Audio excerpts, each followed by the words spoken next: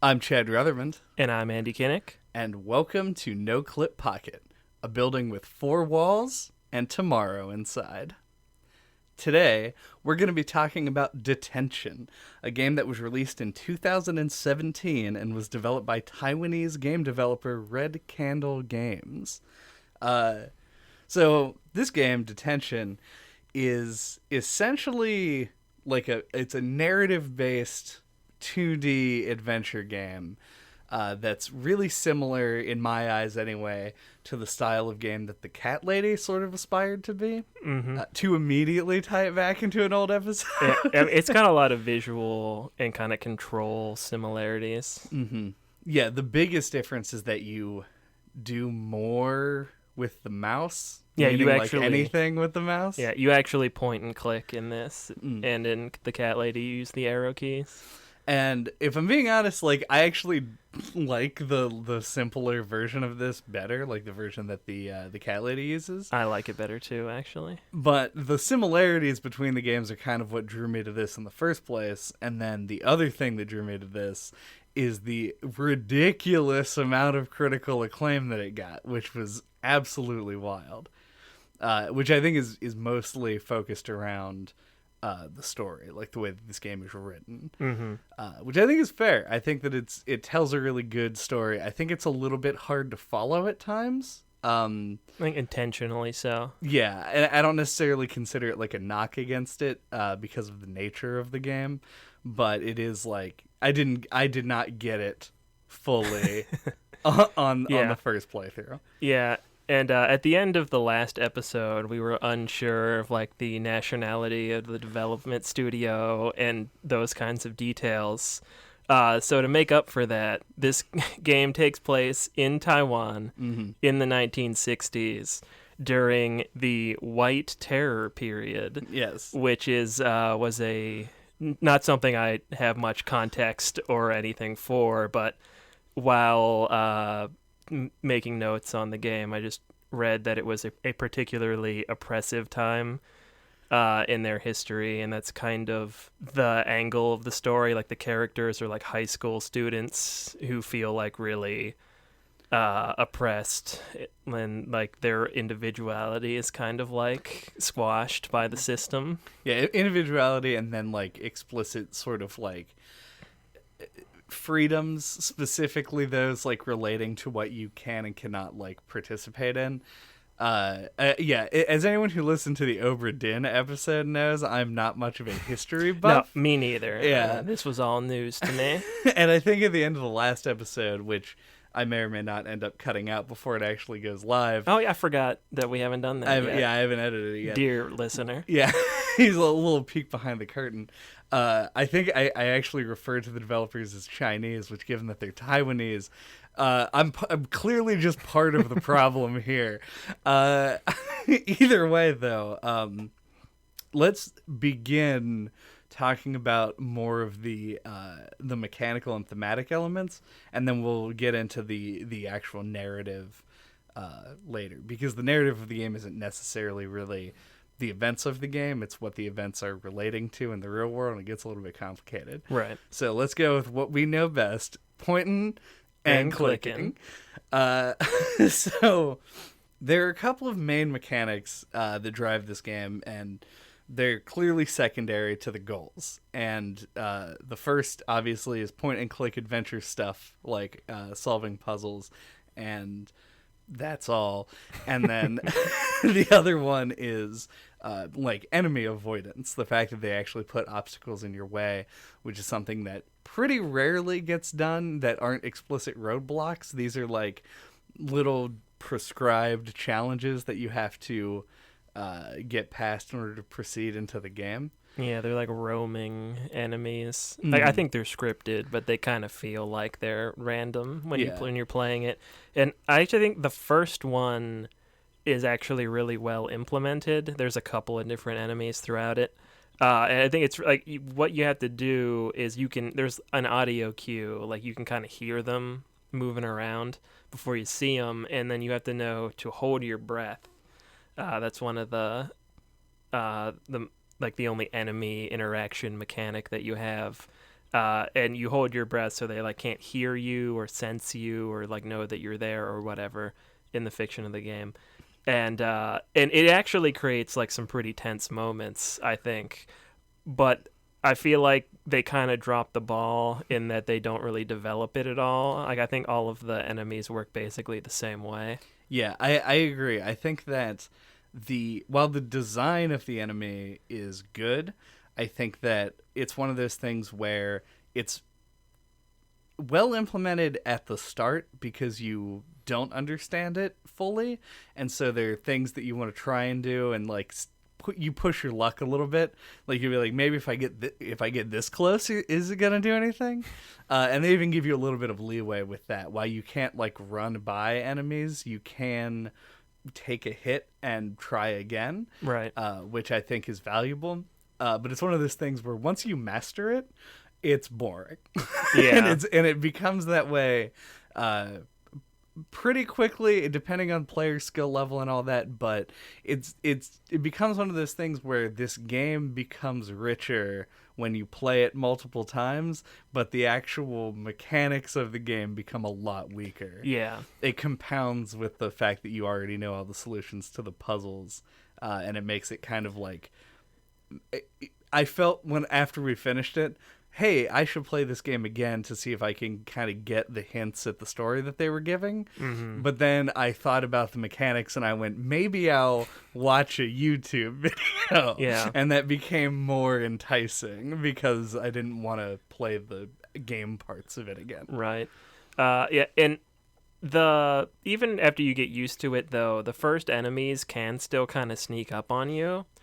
And as they go on, like the newer enemies, that becomes less and less true. Like the ones that you had to turn around and hold your breath. Yeah, and the then lantern guys. Yeah, the lantern guys. Like they're so slow and lumbering, and you just kind of have to stand there. And once you get it's a little tense the first time because you have to get the timing down because they're so slow, and you have to wait to hold your breath till like the last moment that you can, so that you can hold it the whole time. But other than that, it's just really tedious. Yeah, they could have probably tweaked if this is something that they wanted to improve on. And they do have a second game out, but nobody can play it because it got taken off the store because of pressures from the Chinese government, which is a weird fucking thing to say about an adventure game. But it did happen, and so maybe they have tweaked it. But I feel like if they had decrease the amount of time that you could hold your breath and then speed up the enemies a little bit. Yeah. It would make it, it's not going to be action packed, but it is going to make the encounters last a little bit less time. If they could make them, a little bit more like unexpected and not so time consuming, I think they'd land better. Yeah. Because I like that they're pretty infrequent, and I think that's appropriate. It just, the little things I think need to be tweaked, but I largely like the implementation. But yeah, like I said, it needs a little polishing. Yeah, it needs a couple of knobs turned. Yeah. Yeah, so that's really about it as far as like the implementation goes. I do like their death mechanic where it sends you back to that shrine and then you walk up the hill and then you occasionally encounter some like story relevant characters and stuff who are like babbling, like the guy in the Bloodborne DLC. Yeah. And that's very cool and creepy, and it gives you sort of the atmosphere that the game wants, and then it takes you back to your last save point. But the game is also very forgiving, so you get to keep anything that you had, so it barely sets you back at all. Yeah. Which I think is a good thing. No, yeah, I really like that it has save rooms. I feel like everything just auto saves now. Yeah. Because it does. But I really like save rooms. It reminds me a little bit of Resident Evil, but like you said, much more forgiving. And the fact that they're like shrines are contextualized in the game world, like I think that it makes it have this kind of like spiritual ritual kind of feel to it. Like I think it really plays into the atmosphere and like just kind of the feel of the game in a way that I really like. Yeah, I think that the fact that they are shrines and everything, and it actually gives it context, makes it actually a little bit better than Resident Evil, where it's just like a typewriter, which doesn't make any sense. It's like you're writing down what happened, right? Like a journal in Pokemon or whatever. And then they, I guess, Sands of Time it, where they're like, "Oh, that didn't happen. I wasn't eaten alive." Yeah. So then, the other like actual game element of this is the puzzles, and I was curious how you found them. We played this together, which made it. I don't think neither of us were really like yelling out answers to anything. No. I have down here in my notes that I found this to be like an appropriate or like a nice difficulty level for like a casual playthrough. It's if you're looking for like a really challenging point and click, I don't like it's not going to meet that expectation, but like there were a couple of puzzles later in the game that were kind of confusing and took some time, but for the most part I thought it was a pretty smooth experience, like a nice satisfying spot. And as usual, I was glad to have you there for the one puzzle where you had to know what the fuck notes are, which I am not good at. Yeah. But yeah, this is a great example of why we're talking about this game on Pocket, and we talked about Broken Age on the regular podcast, because Broken Age is a point-and-click adventure game in the same way that this game is, except it is brutal. In the second half. Yeah. And then this it's also game way longer. It is also longer.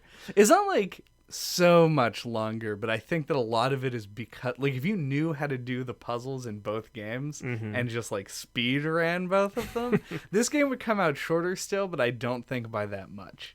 Fair enough. Yeah, I think the puzzles are on the easier side, but I appreciate that, because I think if adventure games want to claw their way back into relevance, they really have to appeal to more than people who are willing to make like a cork board red yarn connections between all the things in the game. Right. Yeah, I think the problem with old adventure game style puzzles is that they're not challenging in the way that puzzles are challenging. Like, they're challenging because there's just some kind of like either pixel hunting or some kind of like crazy leap of logic that needs to be taken to get to the answer.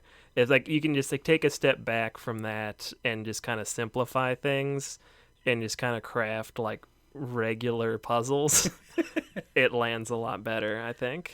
And I think that a game like this, and I'm reaching here because like I want to say anything other than the cat lady, but these sort of like supernaturally based adventure games, Franbo. Yeah, Franbo is actually another great example of this, which, I don't know, maybe one day. We'll finish it. Yeah, games with this sort of a slant, I think, lend themselves to making puzzles a little bit simpler, which is weird because the things that you're doing don't necessarily make sense in the real world, but because of what they're allowed to do using sort of metaphysical elements, they can make more specific puzzle pieces, which make them easier to figure out. It's like having ghost bucks in this game is like the corner piece of a jigsaw puzzle, whereas like you find some duct tape in a different adventure game, and that's like one of the regular puzzle pieces that's in the middle of an ocean or something. Yeah. It's like this could go anywhere and potentially be useful, so I just have to try it every time I have an ability to. But when you're given something really specific, you know where to look to put it, and I think that's as far as that metaphor will ever go. Yeah, there's a certain kind of like video game logic sweet spot that I think this hits for the most part. Yeah. So yeah, graphics A+, puzzles I give it like an A minus.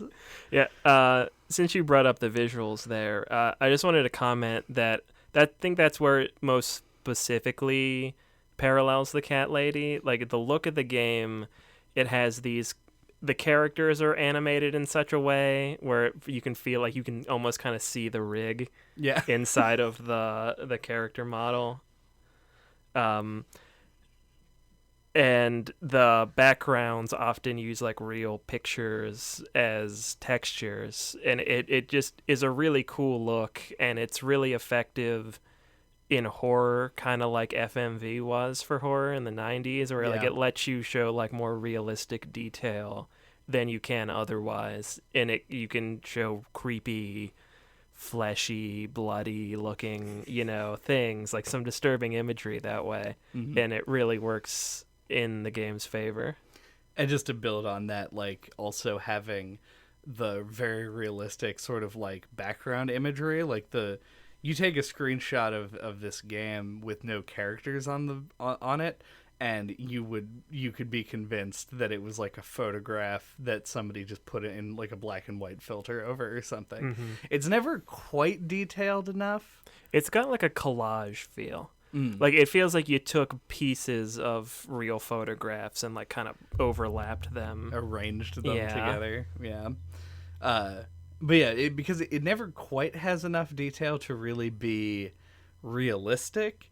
It gives it sort of a what do you call it, like an uncanny quality to everything, and I think that adds with the uneasy atmosphere. For sure. And then like the kind of weirdly animated characters on top of it also add to it.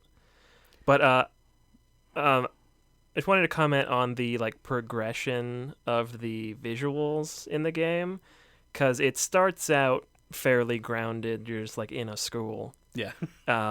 with like a typhoon coming, and it slowly progresses with like creepier and creepier visuals. And I thought that had a really nice like curve to it. Like it had a nice pace. Yeah, they don't even introduce the more like bizarre and surreal enemies until like the midway point with the lantern guys. Mm-hmm. There's that like one weird moment where there's like a big thing that's chasing you. Yeah. But it's like used appropriately. It's not like a jump scare or anything, and it builds up to it, so that one can kind of slide. But it also sort of marks where it goes into the more bizarre. Yeah, like the last third of the game has some more like surreal, dream-like stuff in it, and I just thought it built to it really nice. Yeah, and I do actually, because of that, I think that the second act of the game is sort of my favorite as far as like tone and narrative goes. And to add to that, the visuals are right at that midway point between just a school and just a dream, where you have those like the puppet show thing, and like you're picking hands up off the ground. It's like, it's weird because you still feel like you're in a semi-realistic grounded environment, but then the puzzle objects you're getting are increasingly morbid and bizarre. Mm-hmm. And I don't know, it hits a spot for me that I really like. If there was another game that spent its entire duration in that would be like my ideal aesthetic, I think. Yeah. I feel like you need that contrast though. Probably.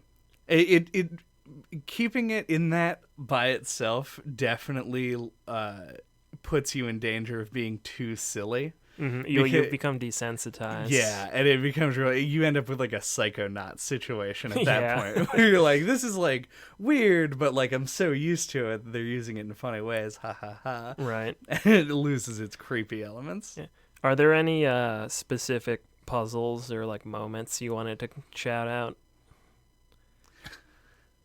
I already mentioned the hand thing and the note and the piano puzzle one.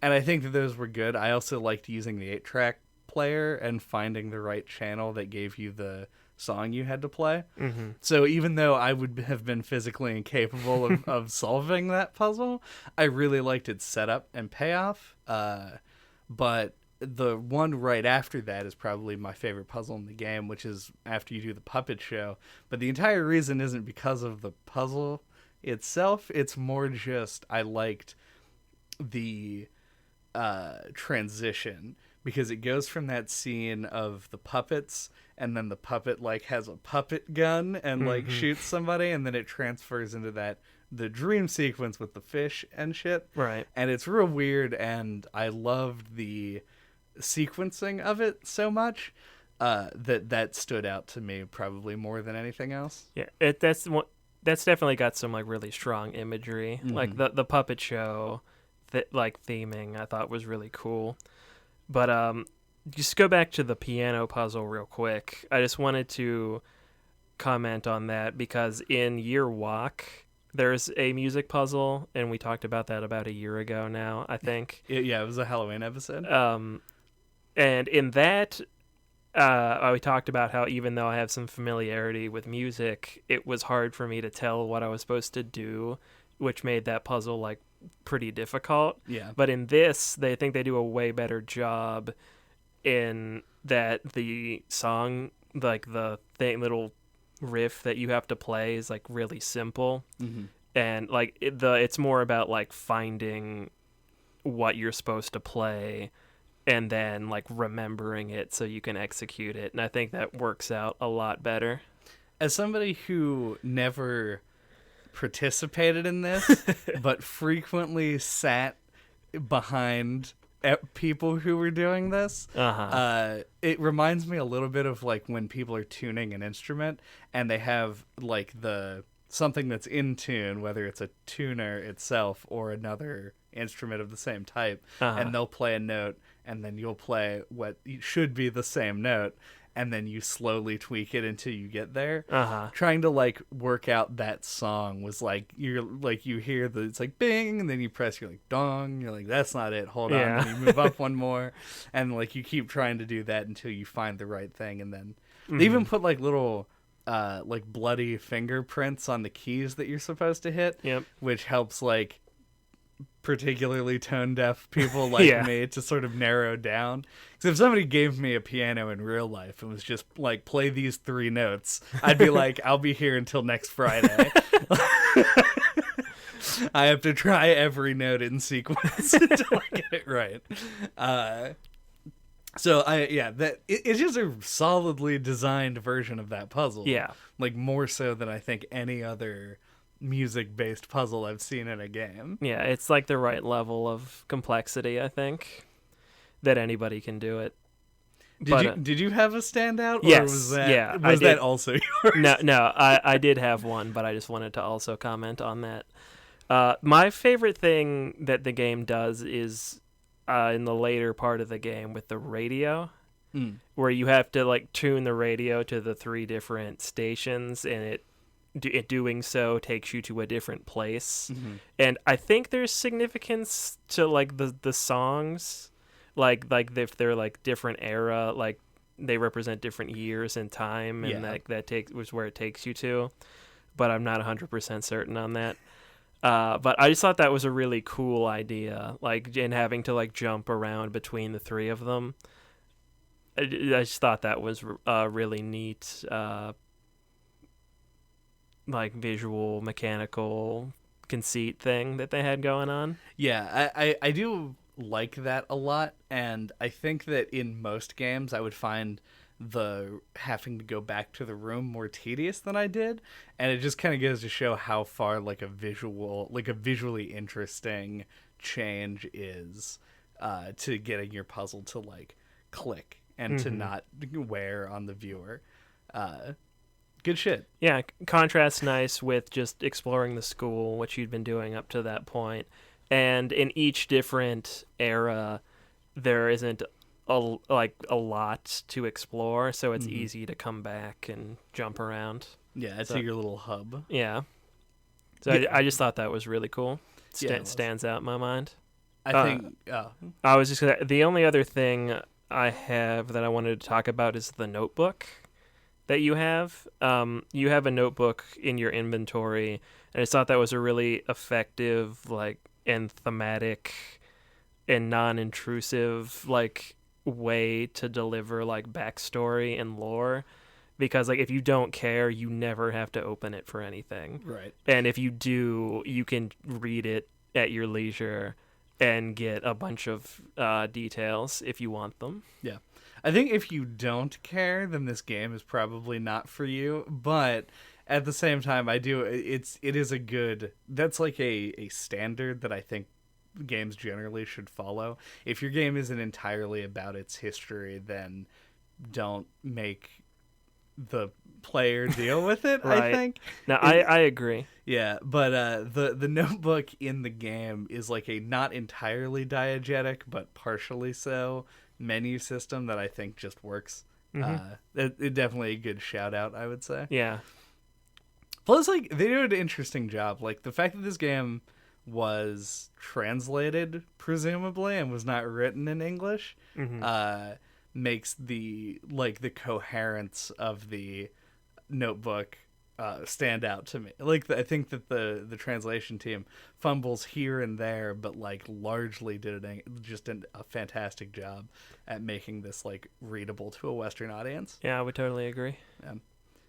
So that leaves us with the narrative of the game, which we should talk about because it's what kind of got it a lot of press. Yeah. So this is a very solidly designed game, all told. But the thing that it revolves around is the story, which starts with you as a kid in a school, and then you find another character, and then your player character is killed off instantaneously. Yeah, classic bait and switch. Right, which we obviously love. Big fans. Yeah. And I have it written down that their names are Wei, that's the boy, and Fang. Ray. Ray, yeah, it's is like the Fang girl. Ray something. Yeah. Just saying. Yeah. Which makes it a little bit confusing. Yeah, I because think they rhyme. a lot of the difficulty I had following the plot came from the fact that I just like couldn't quite keep all the characters in mind. I didn't realize until reading a plot summary that the like book club head's name was I think Finn or Rin or something. It's another 3-letter. Yeah, Rin sounds like correct to me, but I'm not sure. It's yes, it's Yin. Oh, Yin. Which is also close. So like a lot of my difficulty in following it comes from just those names being difficult for me to identify, and I actually had the Yin character confused with a different character during one of the like sort of penultimate scenes in the game where she comes to talk to the counselor. Right. And I was like, who is this person? Is it Ray's mom? Which it just is not at all. Yeah.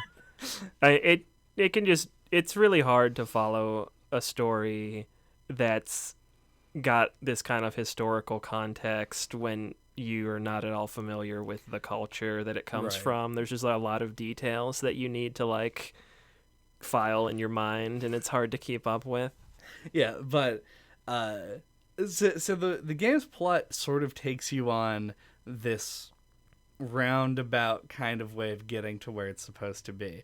It's pretty clear early in the game based on the conversation that Wei and Ray are having about sort of like, oh, well, like this guy used to be military. He's really rough. He's had people killed before. Like they set up this militaristic sort of setting that you live in, but then it supplants it with the like spiritual horror elements of the game once Ray wakes up again in the auditorium for the second time. And the story that it unfolds as you go through involves this romantic like entanglement between Ray and her guidance counselor or school whatever the is some kind of counselor. I think he's the guidance counselor. Yeah, that stood out as like the core of the story to me. And they go through it, and it is like sort of the crux of all the events that happen. But the game doesn't really necessarily resolve it. Yeah, well, it's not that they don't resolve it, because he does die, which is kind of sort of a resolution. Fair enough. Not like a positive resolution where you're like, oh, well, thank God. Yeah.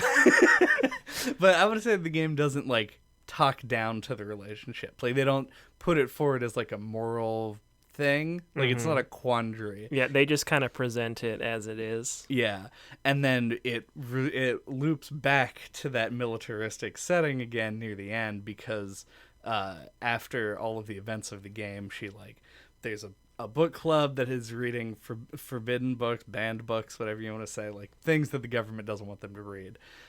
She exposes the book club because she thinks the person in charge of the book club is trying to like split up her and the counselor, and then the people in the book club are sent to prison. One of them runs away, and the other one, and the counselor is killed.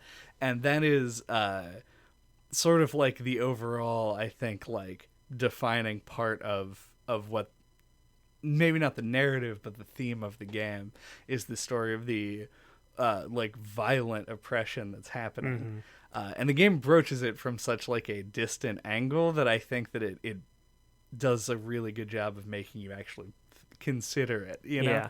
And there's a nice contrast in there between like high school drama and like serious, like militaristic Like power world structures. stuff. Yeah. Yeah. It's good. I do really enjoy that. And even though I didn't like, there were character elements that I didn't understand when I was going through it the first time, the like last third of the game kind of hammers home what it wants you to think. I think that the end of the game is a little bit too long. Yeah. Which is weird because of how short the game is, but I think that they introduced this whole like puzzle element with Ray's shadow that I think goes on for just a little bit too long. Yeah. But I guess I wouldn't disagree. Yeah, there's multiple endings though. Is that the part with the mirror, like the mirror puzzle where you walk back and forth in front of the?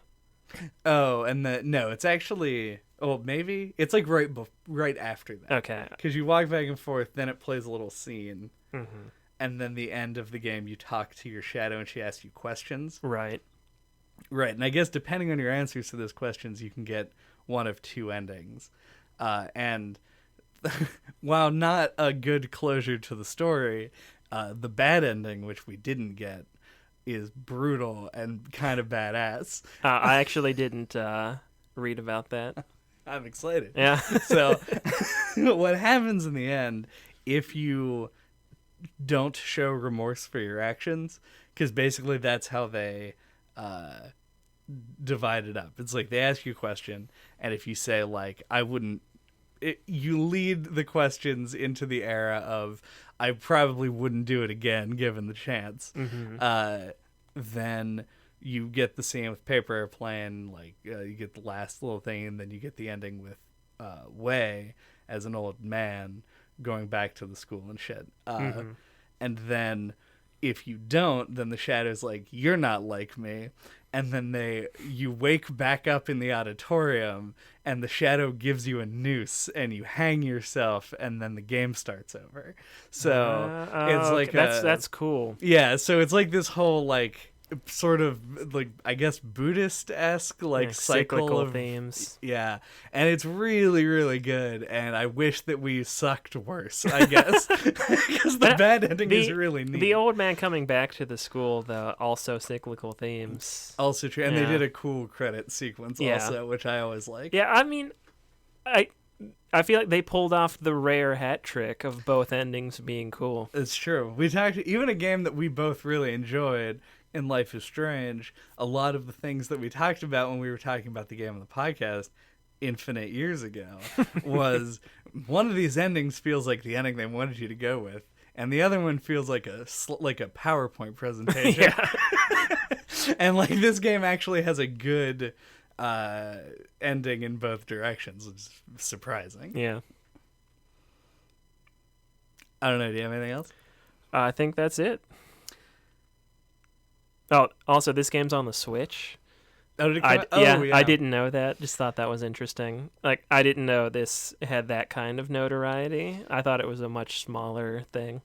Yeah, the when I mentioned earlier that it got a lot of positive press, a lot of might have been a bit of an overreach, but it definitely, in the circles that I pay attention to, it's been talked about and people generally like it. Just playing it, it feels like the kind of thing that would only ever exist on Steam. We're getting there with the Switch, man. Yeah. First, can we get Cat Lady on the Switch? Can we get Cat Lady on the Switch? Make it happen. I say first we get Hotline Miami and like another port of Resident Evil 4, but then when you play your cards right, you also get Panty Hunter. So weird number of panty themed games on the Switch. at least like 3, and and the fact that it's a growing catalog is worrying. Thank you for listening to No Clip Pocket this week. What are we talking about next time? Next time we're going to be talking about Tamashii. That's Tamashii. Because it is Halloween time again. Ooh. So that is a like creepy, maybe not entirely horror, depending on your proclivities, puzzle platformer. It's an indie game. It's on Steam and on itch if you prefer that. Until that time, you can get a hold of us. All of our contact information is on our website at noclippodcast.com, where you can find links to our Twitter, our YouTube. All of our old episodes are up there. Check all of those out. There's actually a ton of games related to this one somehow, like The Cat Lady, as aforementioned. We have other adventure games. We played Broken Age. I think Year Walk actually has kind of a similar like folklore-based puzzle horror thing going on. Harvester, that is a point and click. So maybe tonally a little bit separated, but it's definitely there. Yeah, this is definitely a game that was firmly in our wheelhouse. Yeah, yep. Oh, there's nothing else I normally say here. Yeah. Scan those radio stations until you find the subscribe button. Subscribe to our radio station, NCLP, the rock station.